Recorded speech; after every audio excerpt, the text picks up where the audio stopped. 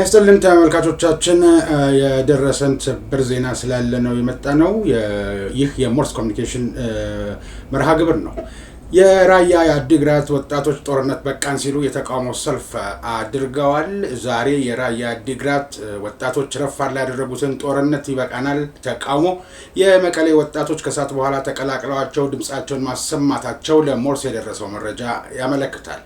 የመቀሌ ወጣቶች የህወሓት ታጣቂዎችን በበላይነት እየመራ የሚገኘውን የፍስሐ ማንጁስ ቤት ከበው የጀመረውን ጦርነት በአስቸኳይ እንዲያቆም የአክቲቭ ታጣቂ ተማሪዎች ደሞዝ እንዲከፈል ማሳሰቢያ ሰጥተዋል።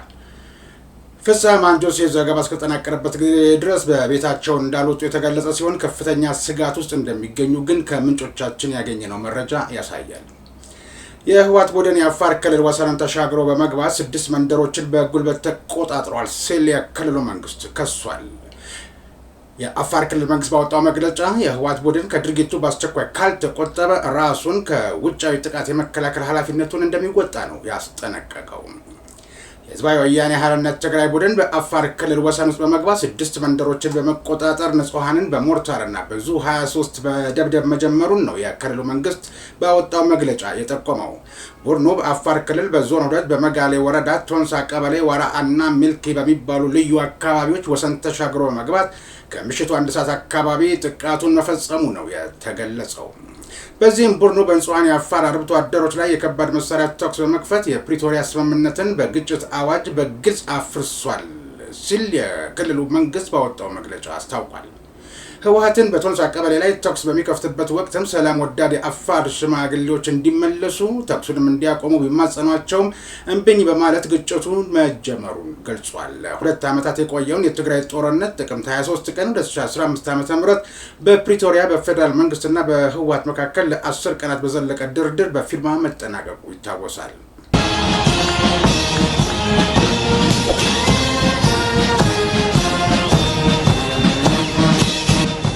የህወሓት ታጣቂዎች ጥቅምት 26 ቀን 2018 ዓ.ም የተቆጣጠራቸውና በሌላ ቦታ ሲያደርጉት እንደታየው ፎቶግራፍ ባይነሱም መጋሌ በምትባል ከተማ ስር የሚገኙ 6 መንደሮችን ዋርአ፣ ኮሰባቤራ፣ ዶያ፣ ጋዳባላአ፣ ካርማ አጋ፣ ሚልክ የሚባሉ ሲሆኑ ቶንሳ በተባለው ሌላ አካባቢ በከባድ መሳሪያ የታገዘ ውጊያ እንደነበርም ታውቋል። በአፋር 6 ወረዳዎች ላይ ቢደርሰው ማናቸውም ጥፋት በዋናነት ኃላፊነቱን የሚወስዱት ፍስሐ ማንጁስ እና ዮሐንስ መዲድ ናቸው ያሉት የሞርስ ምንጮች በእርግጥ የሻዕቢያ የጦር አዛዦች የሚፈጽሙት መሆኑና እነ ሞንጆሪኖ በተግባር መሬት ላይ ያወረዱት ቢሆንም እነዚህ ሁለቱ ባህላዊ ጀነራሎች ግን ለሚፈሰው ደም፣ ለሚጠፋው ህይወት፣ ለሚወድመው ንብረት ኃላፊነቱን የሚወስዱ መሆኑ ሊታወቅ ይገባል በማለት አስተያየታቸውን ሰጥተዋል።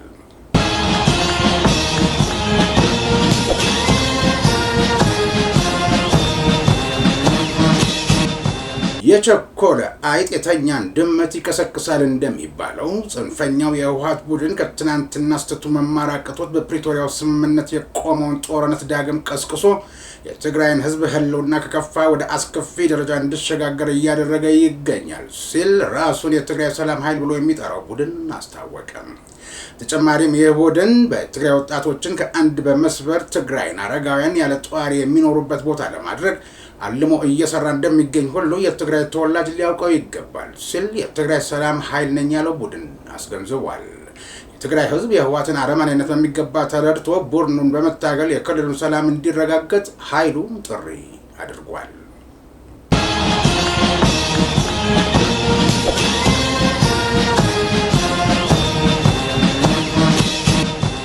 ታጣቂዎች ወደው መጥፋታቸውንና ከአርሚ 2621 አባላት ወደ ተንቤን ግንባር ወደ ቲፒኤፍ መቀላቀላቸው ተሰምቷል።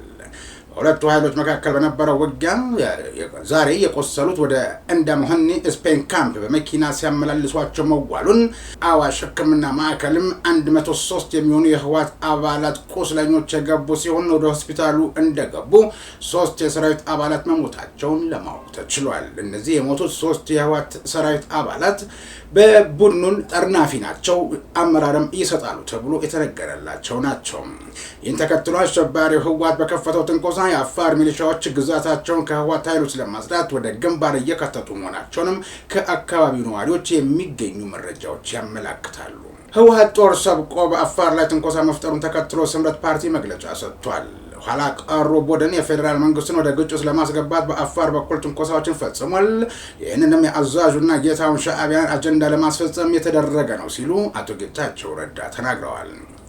ጥቂት የትግራይ ኃይሎች አመራሮች በሻዕቢያ ትዕዛዝ ሰጭነት በፌዴራል መንግስት ላይ ትንኮሳ እንደጀመሩና ይህን ትንኮሳ እንዲያቆሙ አቶ ጌታቸው ያሳሰቡ ሲሆን የኢፌዴሪ ጠቅላይ ሚኒስትር የምስራቅ አፍሪካ ጉዳዮች አማካሪ ሚኒስትር ጌታቸው ረዳ ሲቀጥሉም ፍስሐ መንጁስና ዮሐንስ መዲድ የተባላቸው የትግራይ ሰራዊት አመራሮች የጀመራችሁትን የግጭት እንቅስቃሴ አቁሙ ሲሉ አስጠንቅቀዋል።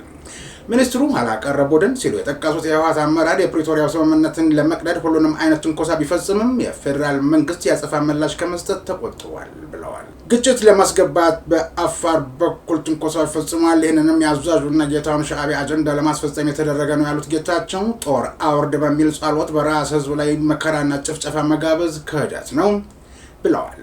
ትግራይና በአፋር በኩል ያላቸው የትግራይ ሰራዊት እና ትግራይ ሰላም ኃይል የሻዕቢያን ፍላጎት ለማሳካት ወደ እርስ በርስ ግጭት መግባት የለባቸውም ብለዋል።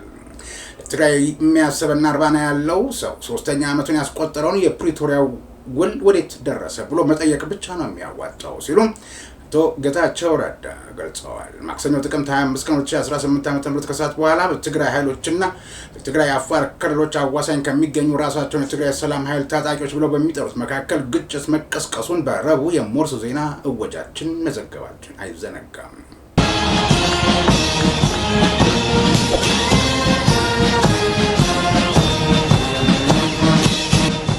የኢትዮጵያን ታላቅነት የሚመጥን ታላቅ አየር ኃይል እየተገነባ ነው ሲሉ የአየር ኃይል ዋና አዛዥ ሌተናል ጀነራል ይልማ መርዳሳ ገለጹ።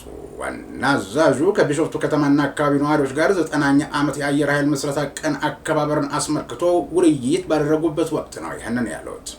በዚህ ወቅትም የኢትዮጵያ አየር ኃይል በየዘመናቱ የሀገርን ሉዓላዊነት በማስከበር ረገድ አኩሪ ገድል መፈጸሙን ዋና አዛዡ ገልጸዋል። አሁንም የኢትዮጵያን ታላቅነት የሚመጥንና የሕዝባችን መመኪያ የሆነ ተቋም እየተገነባ ነው ብለዋል። የኢትዮጵያ አየር ኃይል የነጻነትና የአንድነት ምልክት በሚል መሪ ሀሳብ 9ኛ ዓመት የምስረታ በዓሉን በተለያዩ ዝግጅቶች እንደሚያከብርም አስታውቀዋል።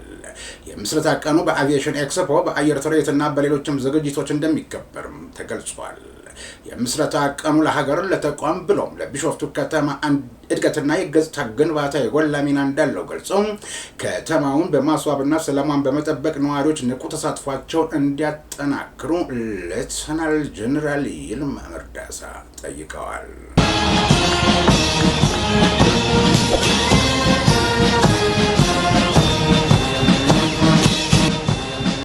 ፕሬዚዳንት ኢሳያስ አፈወርቂ ከካይሮ ኒውስ ቻናል ቲቪ ስቴሽን ጋር ጥቅምት 15 ቀን 2018 ዓ.ም በነበራቸው ቃለ ምልልስ የአፍሪካ ህብረት የአፍሪካ ችግሮችን ከመፍታት አንጻር ያለውን ሚና ተጠይቀው የአፍሪካ ህብረት የለም ሲሉ ምላሽ ሰጥተዋል።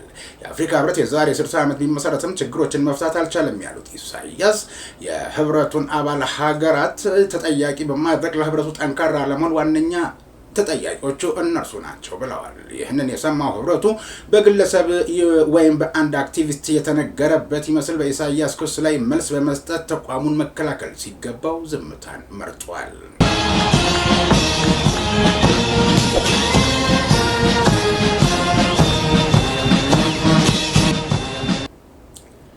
የተወደዳቸው ተመልካቾቻችን በህወሓት ወሰን ጥሶ በአፋር ክልል ያደረገውን ጥቃት እንደተመኘው በዛ አካባቢ ሊቆይ ባልቻለበት ሁኔታ አሁንም ቁስለኞቹን ወደ ተለያዩ ሕክምና መስጫ ቦታዎች ላይ ለመውሰድና ሕክምና እንዲያገኙ ለማድረግ በሲኖትራክ በአምቡላንስ እየጫነ እየወሰደ ነው። ከቀደም ሲል በዜናው እንደተጠቀስነው ከ103 በላይ ቁጥሩ እያሻቀበ ነው። ይህ እንግዲህ አሁንም ዛጊድ አዋሽ ሆስፒታል ያሉና ወደ መሆኒ ስፔን ካምፕ እየተወሰዱ ያሉትን ጨምሮ ማለት ነው ማምሻውን ምን ያህል ሰዎች እንደሚገቡ፣ ምን ያህል ቁስለኞች ሕክምና አግኝተው ይዳኑ አይዳኑ፣ ምን ያህሎቹ በጽኑ ሁኔታ ላይ ይገኙ አይገኙ አሃዛዊ መረጃ አልደረሰንም። ይህን በተመለከተ ሌሎች አዳዲስ መረጃዎች እንደደረሱን የምንመለስ ይሆናል። በሞርስ ኮሚኒኬሽን ተዘጋጅቶ ወደ እናንተ ከሚቀርበው ድንገተኛ ወይም ሰበር ዜና የዛሬው ይህን ይመስል ነበር። ጤና ይስጥልኝ።